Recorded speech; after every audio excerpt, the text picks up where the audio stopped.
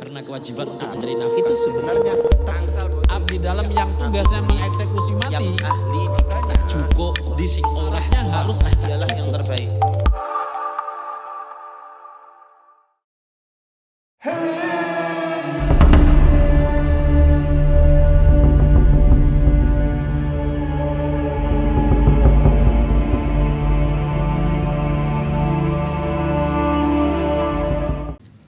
Bismillahirrahmanirrahim. Assalamualaikum warahmatullahi wabarakatuh. Ila hadratin Nabi Mustafa Muhammadin sallallahu alaihi wasallam wa ala alihi wasallam. Khususan ila muallifi hadzal kitab. Hadratus Syekh al-Marhum Muhammad Jamaluddin Al-Hashim Ad-Dimashqi. Nafa'ana Allah bi ulumina wa ma bi ulumi wa ma fi darin amin. ثم وصلنا إلى معاد شيخنا وشيخ وآبائنا وأمهاتنا شيء لله لنا ولهم الفاتحة. أعوذ بالله من الشيطان الرجيم. بسم الله الرحمن الرحيم. الحمد لله رب العالمين الرحمن الرحيم مالك يوم الدين إياك نعبد وإياك نستعين اهدنا الصراط المستقيم صراط الذين أنعمت عليهم غير المغضوب عليهم ولا الضالين Rabbi firli wa liwalidayya amin. Bismillahirrahmanirrahim. Alhamdulillah wassalatu wassalamu ala asrafil sayyidina Muhammad. Subhanaka la ilma lana illa ma 'allamtana innaka antal alimul hakim. Rabbi shrah li sadri wa yassir li amri wa hlul 'uqdatam min lisani yafqahu qawli. Ma ba'd. Qala al-mu'allif rahimallahu nafa'ana bihi wa bi ulumihi wa tarana amin. Bismillahirrahmanirrahim. Kitabul ilmi ay hadza kitabun fi bayanil ilmi. Kita menjelaskan tentang al-ilmu. Fadilatul ilmi utawi keutamaan ilmu.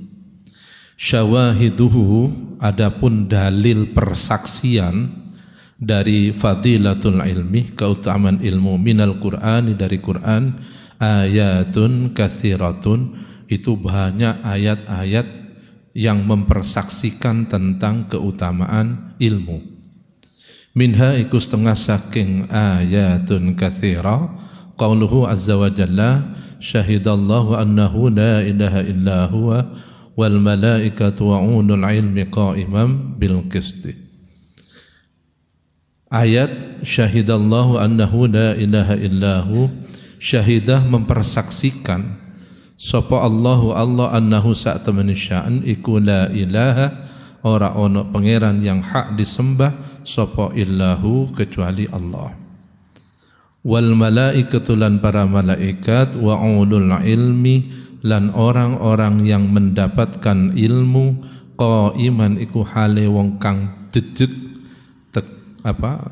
tegak bil qisti dengan adil. Ayat ini ayat surat Ali Imran 18. Ini merupakan dalam sebuah di sababun nuzul ayat Ali Imran 18 ini dikisahkan suatu ketika Rasulullah Muhammad sallallahu alaihi wasallam itu didatangi oleh dua orang ahli kitab dari Yaman, ya. Begitu mendengar Nabi Muhammad hijrah dan menetap di Madinah, maka Nabi Muhammad begitu masyhur, ya, langsung terkenal dengan dakwahnya yang luar biasa, banyak penganutnya, ya. Karena pendekatan rahmatan lil alamin, di antaranya adalah dua ahli kitab ini. Dia dari Yaman datang khusus dari Syam datang khusus ke Madinah untuk bertemu dengan Rasulullah. Ya, singkat cerita bertemulah dua ahli kitab ini, kiainya ahli kitab lah, ya, ulama dari Yahudi.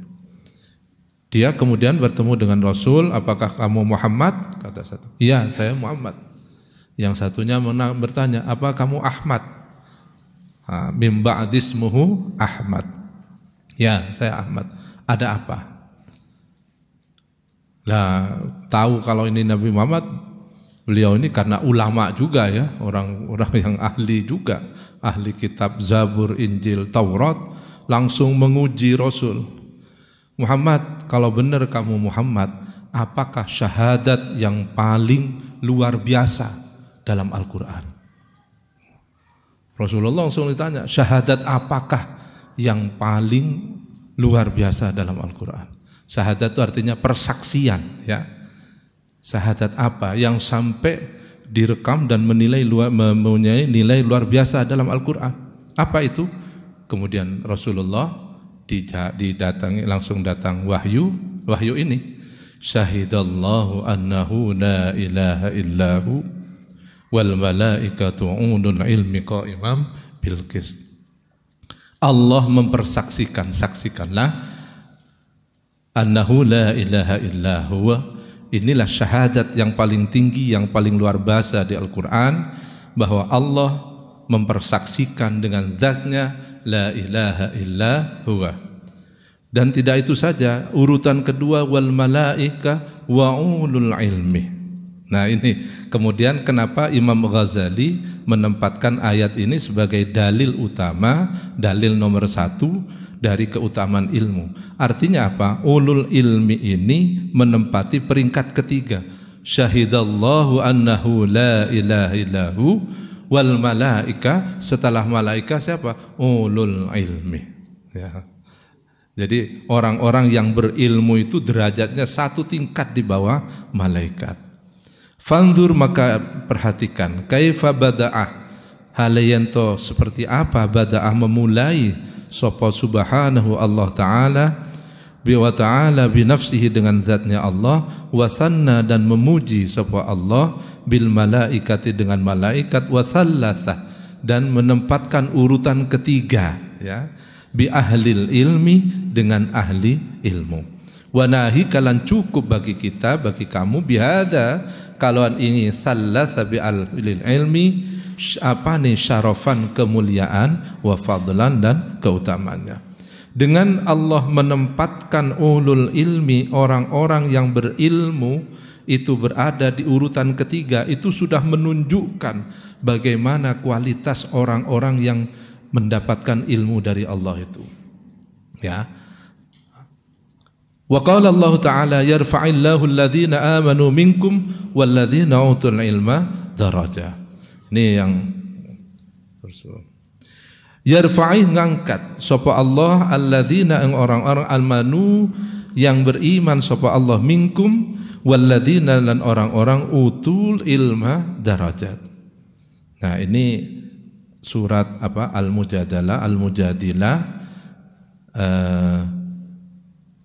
Secara singkat sabab nuzul dari ayat ini, surat Al-Mujadilah ayat 11 ini bercerita tentang suatu ketika selepas perang Badar, Rasulullah seperti biasa dalam pengajian Rasul itu mesti disesaki oleh dipenuhi oleh sahabat yang mengaji.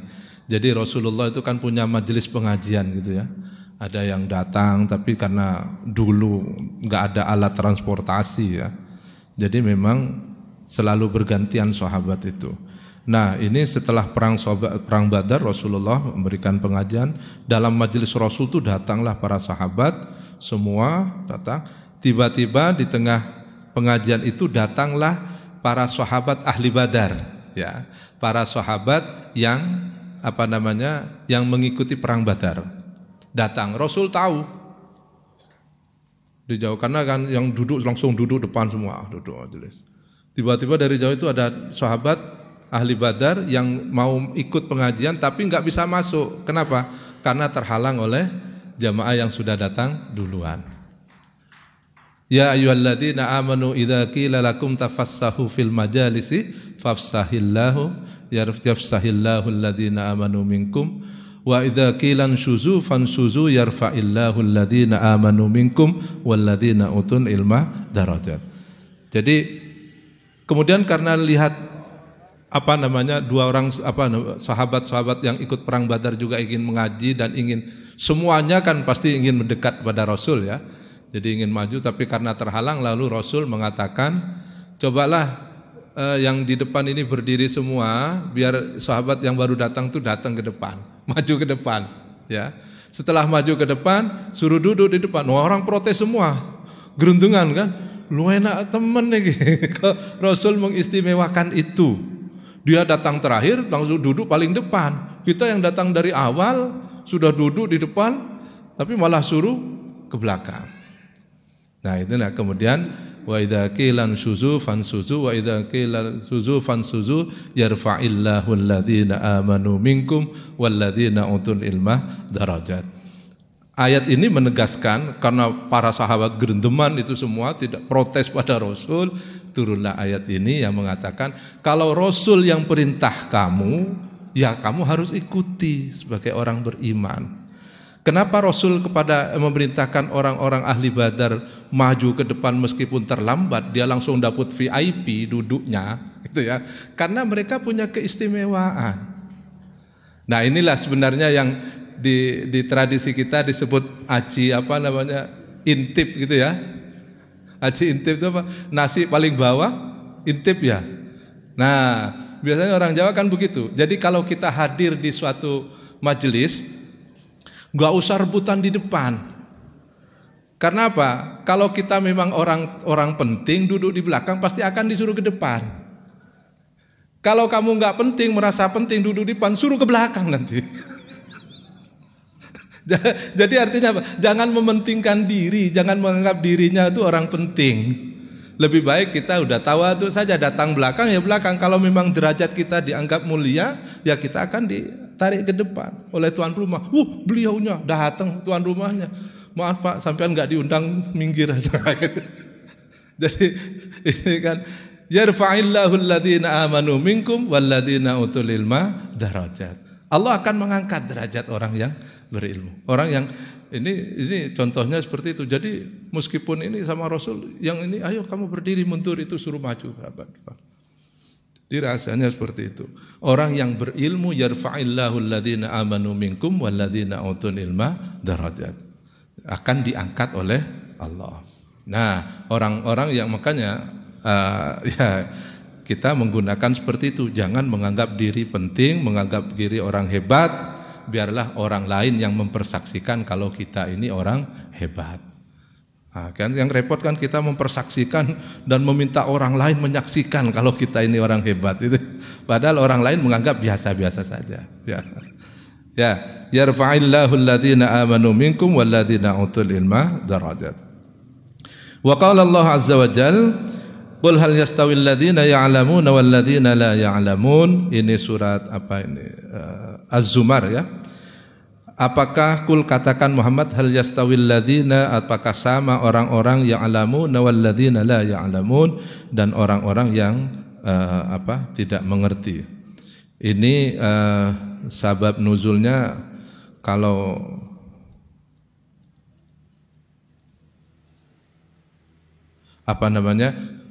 ada beberapa versi. Menurut satu riwayat ini turun terhadap sahabat Utsman bin Affan. Ya, ada yang mengatakan ini turun kepada sahabat Ammar bin Yasir ya. Dan banyak versi. Ini pada hakikatnya pada prinsipnya ayat ini ingin menjelaskan bahwa antara orang yang hal yastawil ladzina ya'lamuna wal ladzina la ya'lamun, bahwa orang-orang muslim yang mengerti tentang tujuan akhir hidup ini di akhirat itu pasti berbeda dengan orang-orang kafir yang tidak mengerti tujuan hidup ini sebenarnya bukan di dunia ini tapi di akhirat. Makanya dalam suatu hadis disebut Rasulullah mengatakan bahwa yang disebut dengan orang alim ati Allah wa Rasul takun aliman wala ta'sihi takun jahilan.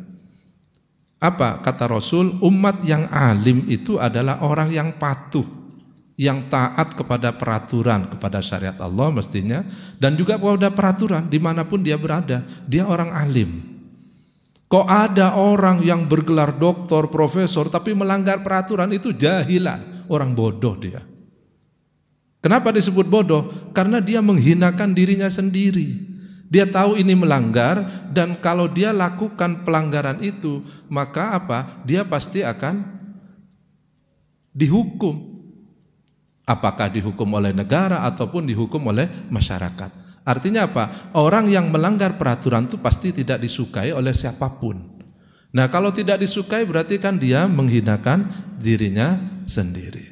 Maka takun ati rabbaka takun aliman. Orang yang alim adalah orang yang ngerti. Oh, ini tidak boleh, ya sudah, nggak usah dilanggar. Kalau kita melanggar tuh nggak akan gagah kita itu. Meskipun kita siapapun, kalau melanggar, ya kita misalnya merasa hebat, terus contoh saja misalnya naik sepeda motor nggak pakai helm gitu ya. Ya sehebat-hebatnya kita, lihat polisi ya ketir juga kan. Jadi nggak gagah kita, nggak tenang, nggak elegan gitu kan. Karena ini orang bodoh itu ya. Siapapun yang melanggar peraturan. Nah, alim dalam konteks akhirat itu karena dia tahu bahwa dunia ini adalah bukan ghaya tapi wasilah, maka dia memanfaatkan kehidupan di dunia ini dengan maksimal untuk investasi di akhirat. Innama yakhsyallaha min ibadihil ulama. Ini sesungguhnya yang takut kepada Allah min ibadihil ulama. Dari semua hamba-hamba Allah, yang takut kepada Allah itu adalah disebut orang-orang yang alim, ulama. Ini surat apa ini? Innama yakhsyallah, Fatir kalau enggak salah ya. Walau radduhu ila rasul wa ila ulil amri minhum la'alimahu alladhina yastanbitunahu minhum. Walau raddu, andaikan para orang-orang kufar itu mengembalikan kepada ilmu persoalan, ila rasul, kepada rasul, wa ila ulil amri, dan kepada orang yang memiliki ilmu persoalan, minhum la'alima, yakti bakal ngerti hu ing amar sapa alladzina, orang akeh, yastambituna, yang mencari kebenaran, minhum, saking alladzina. Radda dalam artian hikmahu, mengembalikan hikmahnya, fil waqa'i, ing dalam persoalan, ila istimbatihim, wa alhaqa rutbatahum bi rutbatil anbiya fi kashfi hukmillahi ta'ala.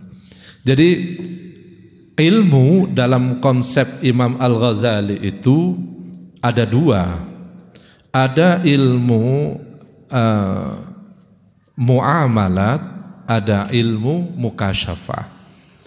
Ilmu muamalah itu artinya ilmu yang berawal dari qara'a, membaca, kemudian alimah, mengerti, lalu amilah, diamalkan, gitu ya. Amilah, diamalkan. Setelah amilah, dia menjadi alim, orang yang ahli dalam ilmu itu. Karena dia konsisten mengamalkan apa yang dia ketahui, maka dia menjadi solihun, orang yang baik. Ketika soleh, maka dia menjadi muslih, orang yang menularkan kebaikannya kepada orang lain. Kalau sudah muslih, maka dia akan menjadi muttaqin. Nah, itu konsep ilmu, ya. Sebenarnya ilmu itu akan mengantarkan seseorang kepada ketakwaannya. Ya. Kalau dia konsisten dalam artian ilmu yang dia peroleh, alimah, kemudian konsekuensinya apa? Dia harus mengamalkan apa yang diketahui. Ketika dia mengamalkan, maka dia akan menjadi seorang yang alim. Dia ilmu itu menjadi darah daging, menjadi karakter building bagi seseorang.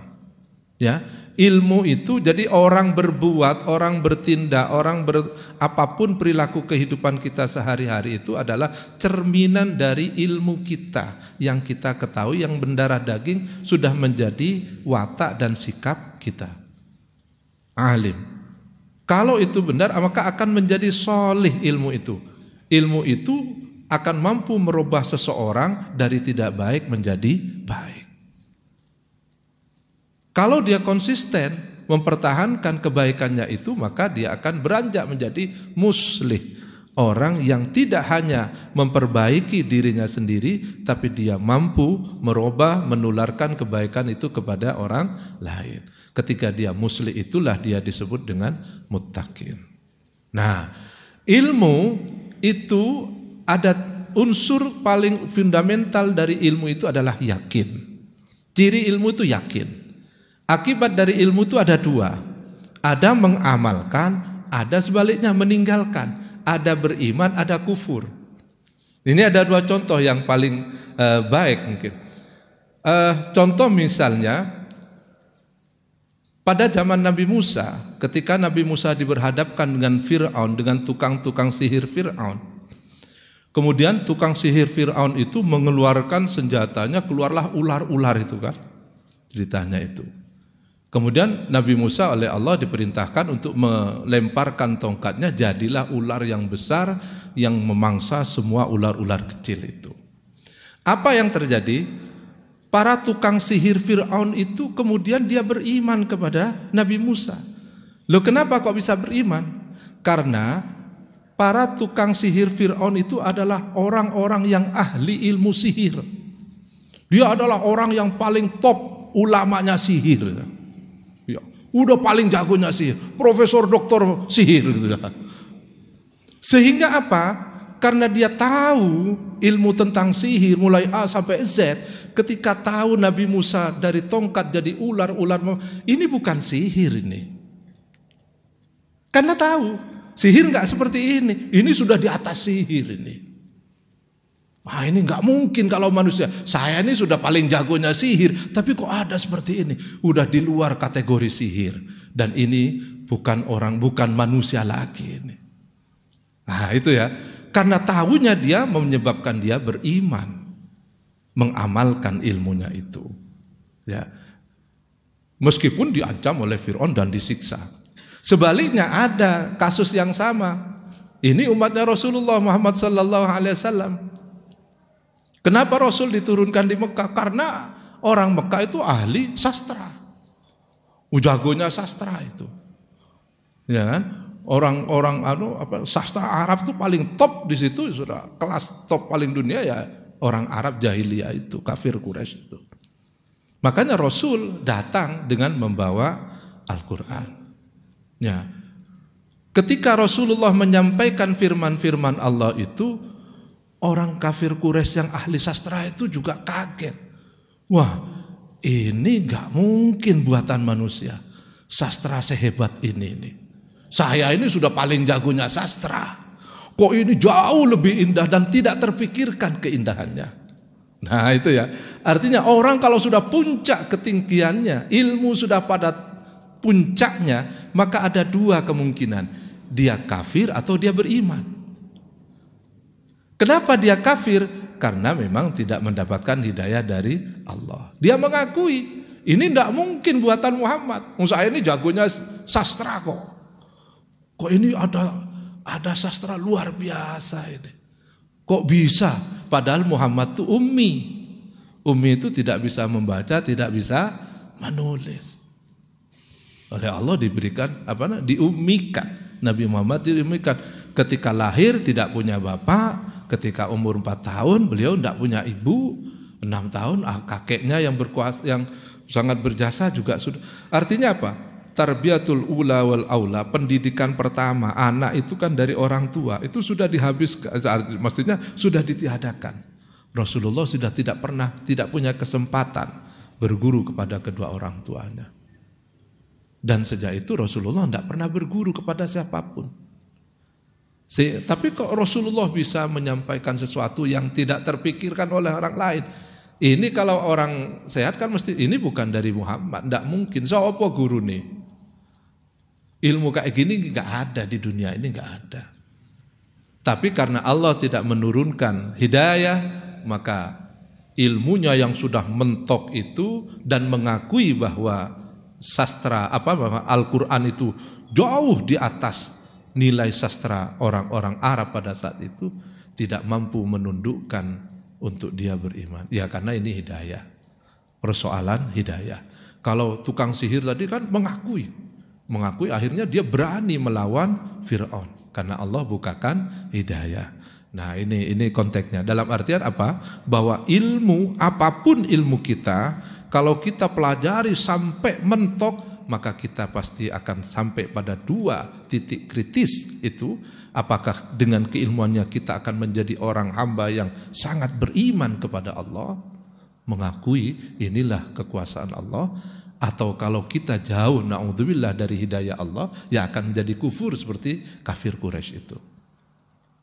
Ya kan? Ini makanya ilmu itu ada 2. Dan ketika orang sampai kepada tingkatan orang berilmu, pasti melewati syakkun.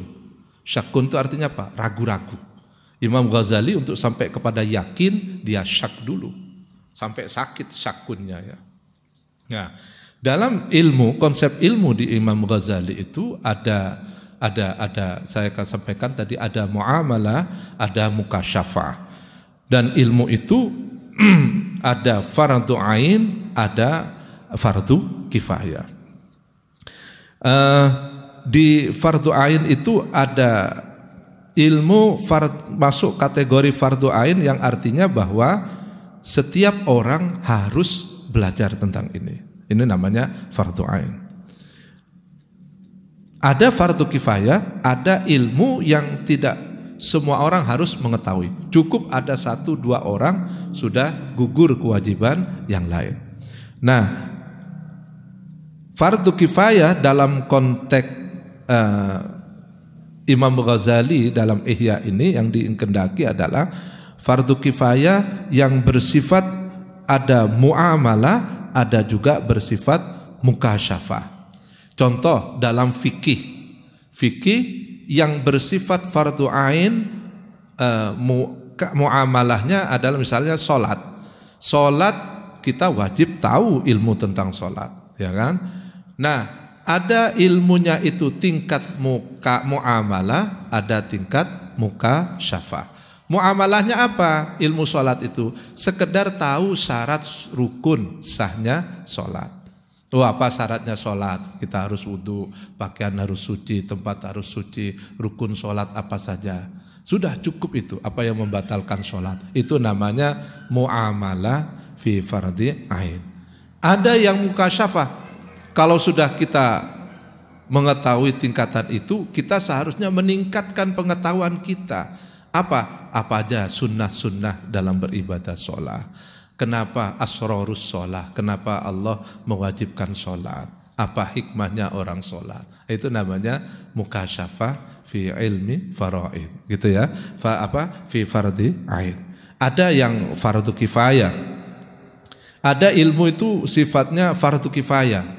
Dan dalam fardu kifayah Imam Ghazali membagi menjadi 2 juga, ada syar'i, ada ghairu syar'i. Kalau syar'i itu ilmu yang memang khusus diberikan oleh Allah kepada para rasul dan para anbiya. Kita tidak bisa ke sana. Kalau ghairu syar'i itu kan sifatnya langsung ya, wahyu dari Allah. Kalau ghairu syar'i, ilmu yang bersifat ghairu syar'i itu ilmu yang dicapai oleh manusia berdasarkan pengalaman dan penelitian riset, ya, kayak ya ilmu-ilmu eksakta yang kita tahu saat ini. Ada kimia, fisika, kedokteran, ilmu astronomi dan semuanya. Itu masuk kategori ilmu fardu kifayah yang ghairu syar'i. Di ghairu syar'i ini memang agak hebatnya Al-Ghazali itu sangat detail, ya, sangat detail dalam menjelaskan tentang terminologi agama yang tidak terpikirkan oleh orang-orang luar itu. Jadi bagaimana Imam Ghazali punya pemikiran seperti itu ya. Ilmu itu ada mukasyafah, ada muamalah, ada fardu ain, ada fardu kifayah. Nah, ini yang sering disalahgunakan, disalahpahami oleh masyarakat, dianggap sebagai pemisahan antara ulumud dunya dengan ulumud din. Sebenarnya Imam Ghazali tidak pernah memisahkan, mengatakan ini ulumud dunya, ini ulumud dunya ala ulumud din. Ada ilmu agama, ada ilmu umum. Itu tidak ada. Ya, kalau tabaqat iya, Imam Al-Ghazali memberikan tabaqat. Ada yang harus diketahui pertama, wajib diketahui oleh umat Islam, ya kayak tadi itu yang fardu ain. Ada yang cukup diwakili oleh sebagian umat Islam atau umat manusia. Kedokteran, ya tidak semua orang masuk kedokteran, cukup sebagian saja. Kalau semuanya jadi dokter terus pasiennya siapa? Nah, sekarang aja sudah overload ya. Banyak sarjana dokter yang belum mendapatkan, rumah sakitnya terbatas, dokternya ribuan. Akhirnya juga banyak tuh dokter pasiennya dokter itu. Ya. Jadi itu cukup sebagian aja yang mengetahui. Ya. Nah di ghairu syar'i ini kemudian Al-Ghazali juga membagi ada ghairu syar'i yang mahmud, ada yang terpuji, ada yang yang madhmum, yang tercela, dan ada yang mubah. Jadi kategorisasinya sangat lengkap kalau kita baca dalam Ihya Ulumuddin itu.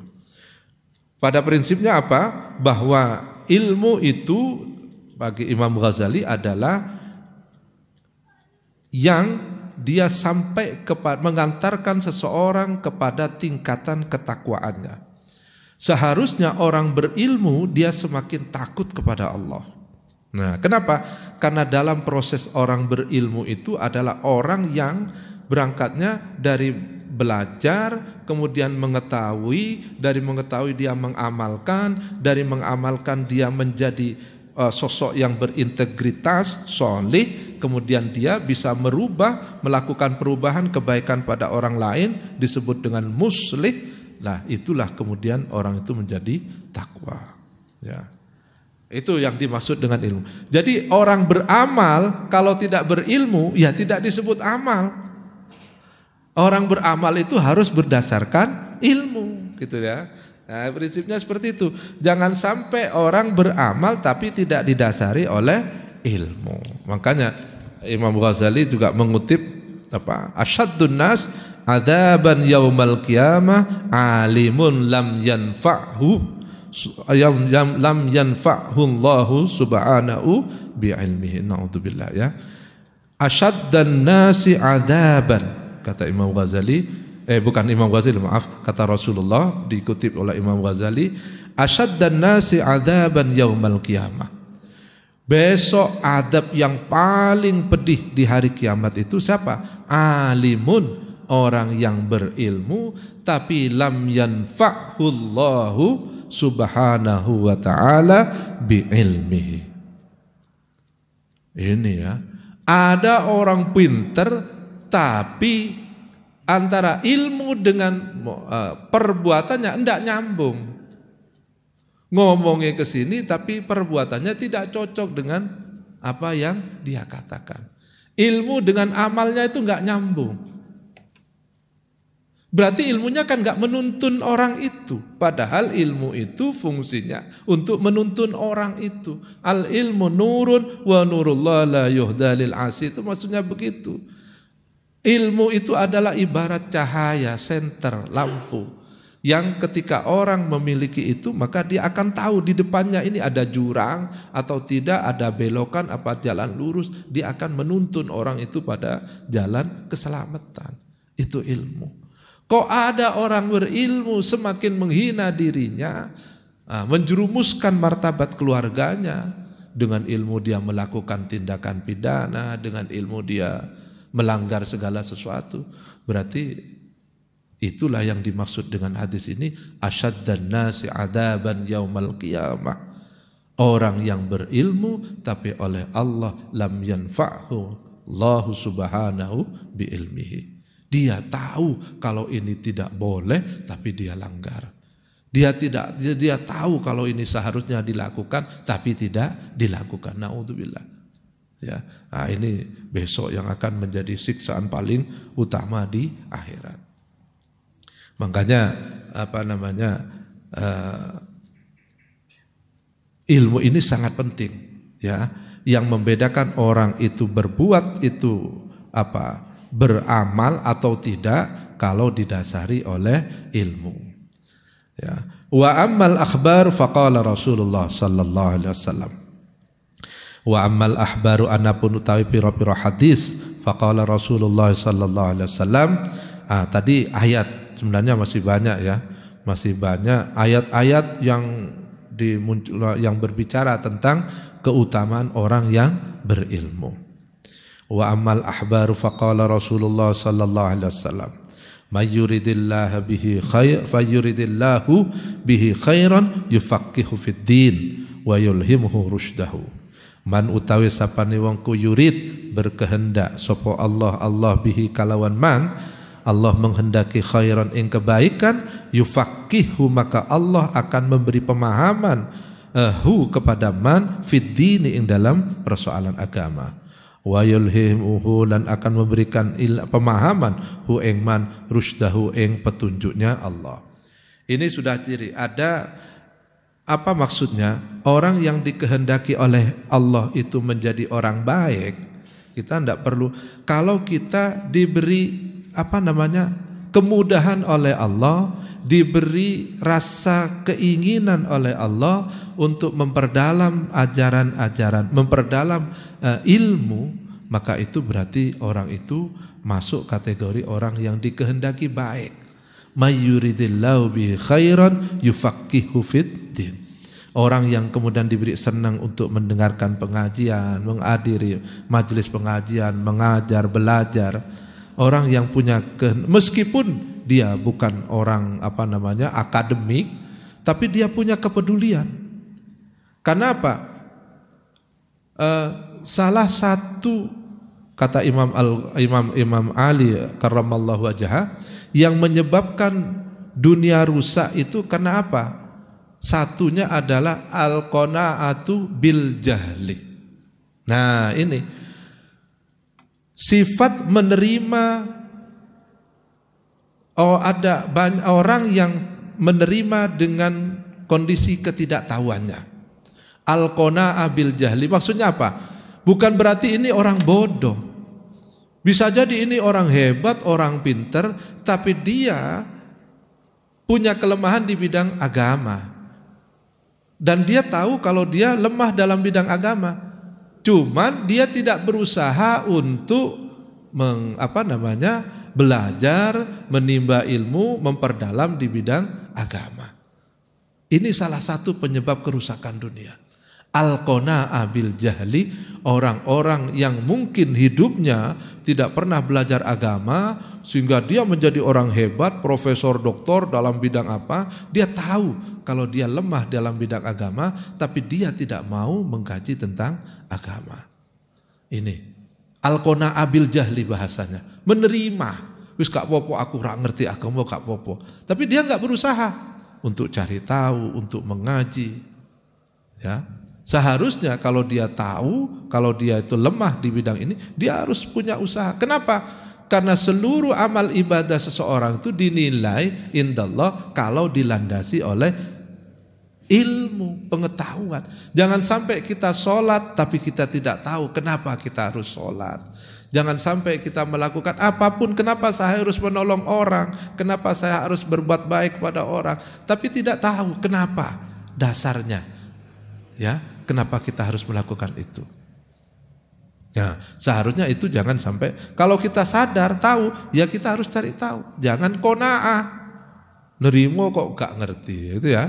Jangan qanaah bil jahli. Kita harus belajar. Ya tidak harus menjadi ustadz, tidak harus, tapi minimal untuk diri sendiri itu kita memiliki pengetahuan yang cukup. Wa qala sallallahu alaihi wasallam al ulama warasatul anbiya. Al ulama utawi pira-pira wong alim iku warasatul anbiya. Warasatul anbiya itu adalah ahli waris anbiya. Karena ahli waris, maka warisan itu kan banyak ya. Ada yang dapat 1/2, 1/3, 2/3, ya kan? Ada yang asobah, ada yang mahjub juga. Nah, artinya apa?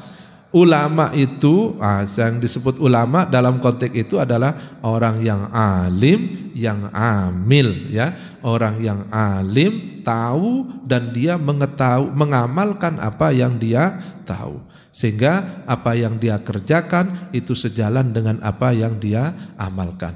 Dia tahu apa yang dia amalkan dan dia mengamalkan apa yang dia tahu. Itu namanya alim.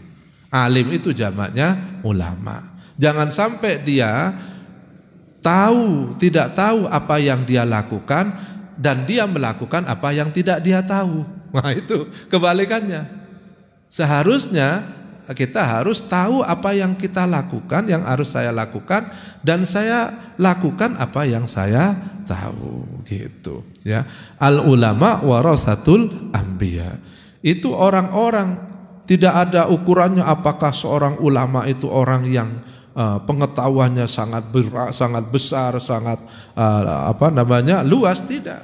Tapi seberapa besar dia konsisten mengamalkan apa-apa yang dia ketahui. Wa ma'lumun annahu la rutbata fawqa an-nubuwah wa la syarafa fawqa syarafil waratha. Wa ma'lumun liku dimaklumin annahu sa'tamani sya'an la rutbata tidak ada tingkatan fauqan nubuwati di atas an-nubuwah, tidak ada peringkat derajat yang melebihi derajat nabi. Wala syarafalan tidak ada kemuliaan fauqa syarafa al-warasah, tidak ada kemuliaan di atas kemuliaan para ahli waris. Litil kal rutbati di dalam maring mengkono tingkatan. Artinya apa? Tingkatan yang paling mulia di dunia ini adalah tingkatan para anbiya. Dan otomatis makom yang paling mulia adalah makom setelah anbiya itu siapa? Ulama. Karena Rasul sudah menyebutkan al ulama warasatul anbiya. Nah ulama itu jangan lalu diidentikan dengan orang yang harus ahli ini ya. Tapi pada dasarnya ulama itu adalah orang yang melakukan apa yang dia tahu dan dia mengetahui apa yang dia lakukan.